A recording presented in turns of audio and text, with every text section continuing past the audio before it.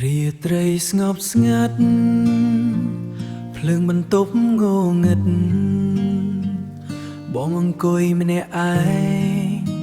ចំបែងក្នុងអរ៉ាភ្នែកសម្លឹងអេក្រង់ចាំសំលេងសាបេះដូងលោតថប់តាមសំលេងរំញោនាទីដើរយឺតដូចឈប់មិនទៅខ្យល់ត្រជាក់ប៉ាំងកាយធ្វើឲ្យចិត្តគិតដល់ថ្លៃមានសំណួរជាច្រើនកើតក្នុងអារម្មណ៍អូនសុខទុក្ខយ៉ាងណាឬជីវ៉ារវល់សំលេងជូនដំណឹង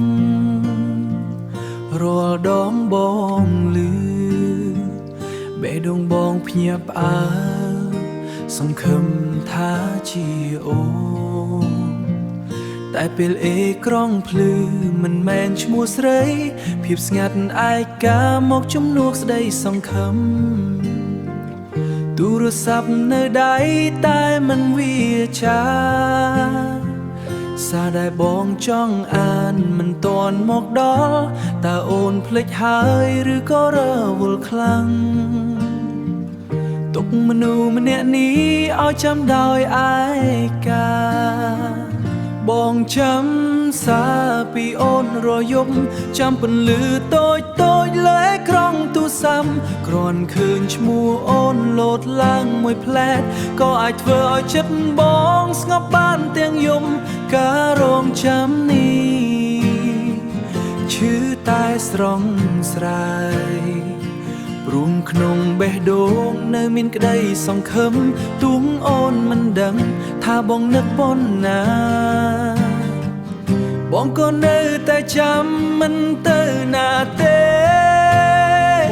ប្រសិនបើសារមួយពីអូនមកដល់ពាក្យធម្មតាសាមញ្ញក៏មានន័យធំគ្រាន់អូនសួរថាសុខសប្បាយទេបេះដូងបងក៏ភ្លឺដូចថ្ងៃរាំងថ្មីរាត្រីនៅវែងអេក្រង់នៅភ្លឺមនុស្សនៅចាំមិនទាន់គេងលក់សារមិនទាន់មកតែចិត្តមិនបិទនៅទន្ទឹងអូនរដង្ហើមចេញចូល